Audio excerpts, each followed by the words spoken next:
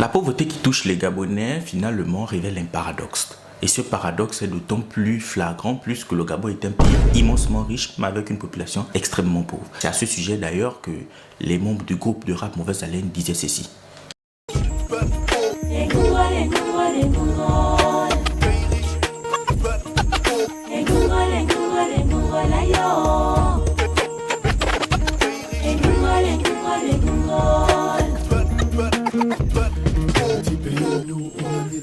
Ni le métro, ni la bombe atomique, mais par contre, on peut se vanter, nous, d'avoir inventé le vaccin contre la honte. Hey Gabon, hey, pauvre de nous, pitié de nous, hey. Tes poissons meurent de soif dans les eaux de l'Ogooué. Du bois sur des centaines de milliers de kilomètres, mais incapable de produire même une tige d'allumettes.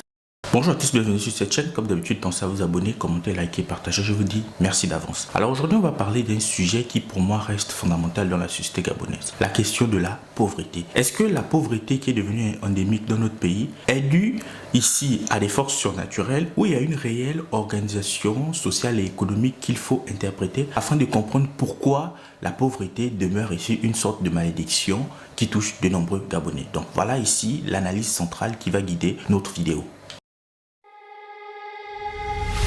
Alors, en tant qu'Africain, est-ce qu'il est déconnant de dire que la pauvreté est un phénomène mystique, un phénomène spirituel, pour reprendre les termes qui sont utilisés par de nombreux Gabonais? La pauvreté ne serait-elle pas due tout simplement au fait qu'il y aurait une malédiction qui pèserait sur le Gabon? Est-ce que les Gabonais ne sont pas fondamentalement condamnés à demeurer pauvres? Parce que comment ça s'explique? Avec autant de richesses, avec une population de moins de 2 millions d'habitants, le Gabon demeure l'un des pays avec une population pauvres, notamment en Afrique centrale. À ce sujet, ne faisons pas des comparaisons avec d'autres pays. Mais pour les richesses que le Gabon a, le Gabon se doit de donner un niveau de vie correct à ses habitants. Cependant, ce n'est pas ce que l'on constate. Les Gabonais demeurent dans la pauvreté.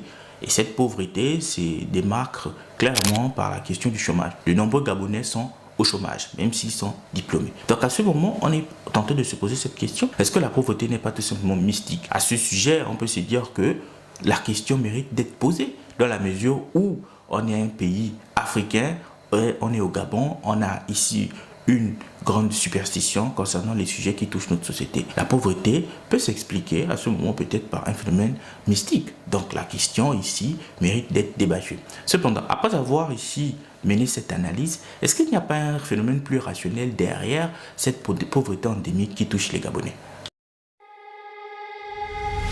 Rassurez-vous, la pauvreté n'est pas un phénomène mystique. Il y a une raison fondamentalement rationnelle derrière cela. Donc, je vous vois déjà venir avec toutes sortes ici d'invectives pour dire mais qu'est-ce qui se passe, il est totalement perdu. La pauvreté, fondamentalement, s'explique parce que dans la société gabonaise, notamment les autorités politiques sont toujours la cible que l'on va prendre en premier dans la mesure où ce sont eux qui gèrent la cité, ce sont eux qui administrent l'État, ce sont eux qui gèrent les ressources. Et ici, il y a tout simplement une question de mauvaise redistribution des ressources liées à l'exploitation des ressources naturelles telles que le pétrole, le manganèse, le bois, etc., etc.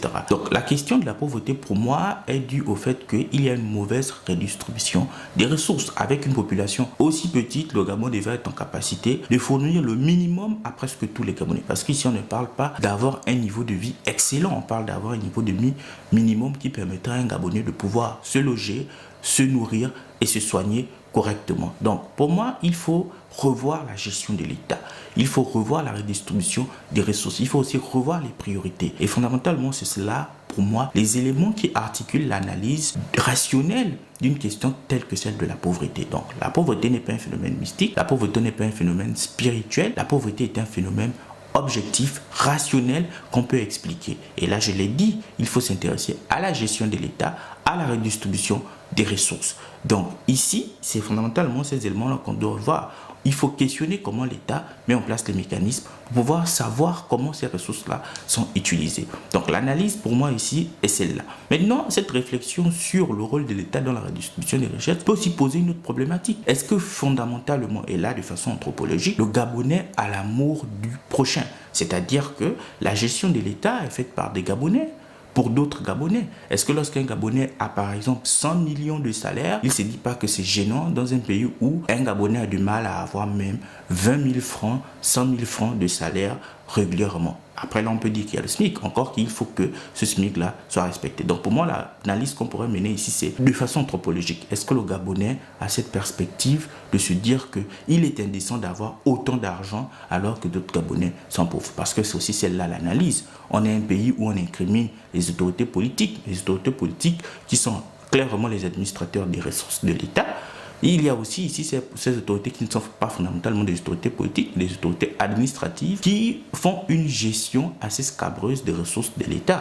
À ce moment, donc, il y a une question d'amour du prochain, il y a une question de conscience collective de ce que c'est réellement le Gabon. Donc, merci d'avoir regardé cette vidéo. On se donne rendez-vous dans un prochain numéro.